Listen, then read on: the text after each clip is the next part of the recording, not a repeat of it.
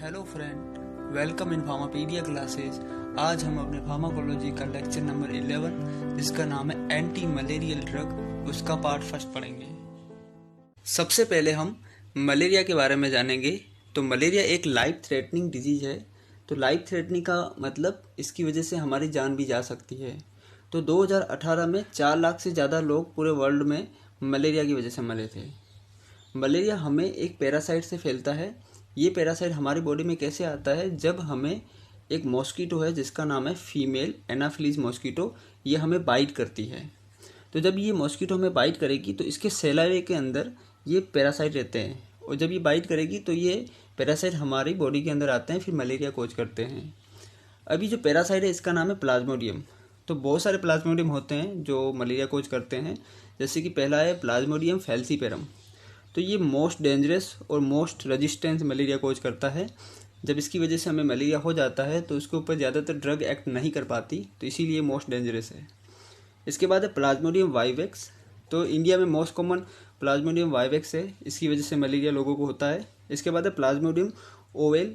तो ये world wide सबसे ज़्यादा मलेरिया इसकी वजह से होता है। तो आप ये ओ से याद रखना, ओ मतलब अर्थ पूरा गोल रहता है, तो इसकी वजह से ट्रिक से याद रखना, ओवेल की वजह से हमें मलेरिया वर्ल्ड में सबसे ज़्यादा होता है।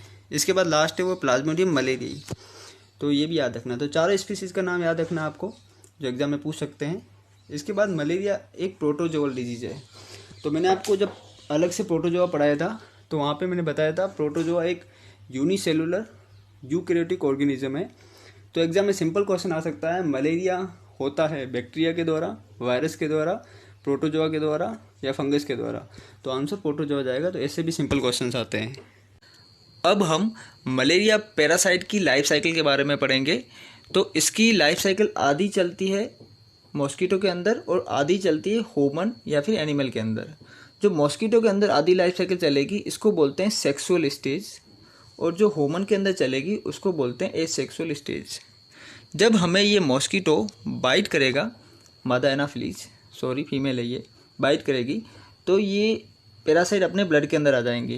तो जिस स्टेज के अंदर ये पैरासाइट आते हैं उसको बोलते हैं स्पोरोजोइड्स। अब ये आपको याद रखना है। फिर ये स्पोरोजोइड अपने लीवर के अंदर चले जाते हैं, तो इस स्टेज को बोलते हैं ह्यूमन लीवर स्टेज, या फिर हम इसको बोल सकते हैं टिश्यू स्टेज, या फिर आप इसको एक्जो इरिथ्रोसाइटिक स्टेज भी बोलते हैं। तो ये आपको याद रखना है। जब हम ड्रग पढ़ेंगे तब मैं बोलूँगा कि ये ड्रग एक्जो इरिथ्रोसाइटिक स्टेज पे भी एक्ट करती है। तो आपको समझ जाना है कि ये ड्रग लीवर के ऊपर भी एक्शन देगी। इस स्टेज के अंदर जो पैरासाइट होंगे उनके ऊपर ये एक्शन देगी।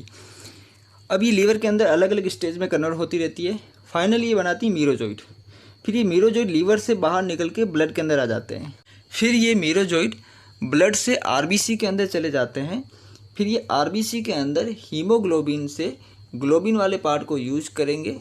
फिर ग्लोबिन वाले पार्ट को यूज करके ये एसेक्सुअल रिप्रोडक्शन करते रहते हैं और नंबर ऑफ मीरोजोइड बढ़ाएंगे। फिर जैसे नंबर ऑफ मीरोजोइड बढ़ जाएंगे एक आरबीसी के अंदर, फिर आरबीसी ब्रेक हो जाएगी। जैसे आरबीसी ब्रेक हो जाएगी तो कुछ मीरोजोइड तो गैमेटोसाइड स्टेज में आ जाएंगे, मेल और फीमेल की गैमेट्स बना डालेंगे, और कुछ मीरोजोइड वापस दूसरी आरबीसी को अंदर चले जाएंगे, और फिर वापस वही साइकिल चलती रहेगी। नंबर ऑफ मीरोजोइड बढ़ेंगे, फिर वापस वो मीरोजोइड कुछ अदर आरबीसी को अफेक्ट करेंगे और कुछ गैमेट्स बनाएंगे। जब ये मेल फीमेल के गैमेट्स बन गए फिर क्या होगा, फिर से ये मादा एनाफिलीज आएगी और अपने ब्लड को सक करेगी। जैसे ब्लड को सक करेगी तो ये जो गैमेट है ये उसके इंटेस्टाइन के अंदर चले जाएंगे। फिर ये वहाँ पे ये मेल फीमेल वाले गैमेट्स आपस में रिप्रोडक्शन करेंगे, और जैसे मेल फीमेल है तो ये क्या कहेंगे, इसको सेक्सुअल स्टेज बोलेंगे। फिर ये आगे स्टेज चलती रहेगी। फाइनली ये वापस स्पोरोजोइड बना डालेंगे। फिर ये स्पोरोजोइड सेलाइवा के अंदर आएंगे और फिर ये वापस हमें बाइट करेगी और अपने बॉडी के अंदर चले जाएंगे ये। तो इस तरह से लाइफ साइकिल चलती रहती है।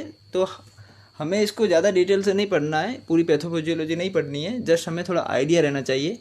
तो इतना ही इम्पोर्टेंट है, इसी को आप याद रखना। अब हम मलेरिया के सिम्टम के बारे में पढ़ेंगे। तो इसका जो पहला जो सिम्टम है वो है हाई फीवर, दूसरा स्वेटिंग, फिर है headache, nausea, vomiting, diarrhoea, anaemia, muscle pain, chill और फटीग। तो ये सारे सिम्टम होते हैं मलेरिया के, और ये सारे सिम्टम एक साइकिल के अंदर आते रहते हैं। 6 से 12 आवर के बीच में सिम्टम आते हैं, फिर आगे वाले जो आवर रहते हैं उसमें कोई सिम्टम नहीं रहता, उसके बाद फिर से सिम्टम आते हैं। तो इस तरह साइकिल से ये सिम्टम चलते रहते हैं। अब ये मॉस्किटो है, मादा एनाफिलीज बोल ली है, भाई पेट का सवाल है, वरना मैं तुझे मारना नहीं चाहती।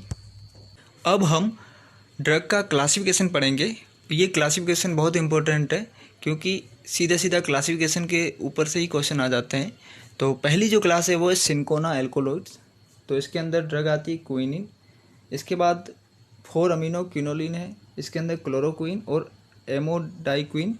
इसके बाद 8 अमीनो क्विनोलिन, इसके अंदर प्रीमाक्विन, पेमाक्विन। इसके बाद जो क्लास है वो है बाईग्वानिडीन, इसके अंदर प्रोग्वानिल ड्रग आती है। फिर है डाई अमीनो पायरीमिडीन, इसके अंदर पायरीमीथामाइन आती है। इसके बाद है नेप्थोक्विनोन, इसके अंदर एटोवाक्विनोन आती है ड्रग। इसके बाद है क्विनोलिन मीथेनॉल, इसके अंदर मेफ्लोक्विन ड्रग आती है। फिर है एंटीबायोटिक, इसके अंदर टेट्रासाइक्लिन और डॉक्सीसाइक्लिन आती है। फिर है सल्फोनामाइड ड्रग, इसके अंदर सल्फोडॉक्सिन आती है, सल्फोन भी आती है, डेप्सोन। इसके बाद है आर्टीमिसिन डेरिवेटिव, इसके अंदर आर्टीमिसिनिन, आर्टीमीथर, आर्टीसुनेट और आर्टीईथर। अब हम सिंकोना एल्कोलॉइड्स के बारे में पढ़ेंगे। तो इसके अंदर एक ही ड्रग आती है, वो है क्विनिन। क्विनिन एक लीवो रोटेटरी एल्कोलॉइड्स है। तो इसका डेक्स्ट्रो वाला पार्ट भी यूज किया जाता है, बट वो यूज किया जाता है अरिथमिया के अंदर as a sodium channel blocker, जिसका नाम है क्विनिडीन। तो ये भी आपको याद रखना है, वहाँ पे हम अच्छे से पढ़ेंगे। तो ये अपने को एक प्लांट से मिलती है, उस प्लांट का नाम है सिंकोना ऑफिसिनेलिस, उसकी बार्क से मिलती है। इसी प्लांट को हम पेरुवियन बार्क बोलते हैं। तो ये आपको याद रखना है। ये क्विनिन लेस इफेक्टिव रहती है और मोर टॉक्सिक रहती है कंपेयर टू क्लोरोक्विन, इसीलिए हम इसको यूज़ करते नहीं हैं। जब यूज करते भी हैं तो हम इसको टेट्रासाइक्लिन के साथ कॉम्बिनेशन में यूज करते हैं। अब हम एडवर्स इफेक्ट देखेंगे क्विनिन के। तो पहला जो एडवर्स इफेक्ट है वो सिंकोनिज्म। तो इसके अंदर बहुत सारे छोटे छोटे एडवर्स इफेक्ट हैं, साइड इफेक्ट है, जैसे कि नोजिया है, वोमिटिंग है, टिनिटस है। टिनिटस मतलब कान के अंदर घंटी बजना। तो एस्प्रिन का भी ये साइड इफेक्ट है। वर्टिगो मतलब चक्कर आना, mental confusion, visual defect, diarrhoea. तो इतने सारे एक साथ एडवर्स इफेक्ट हो जाते हैं, तो इसी को हम सिंकोनिज्म बोलते हैं। तो इंसान पागल हो जाता है इससे।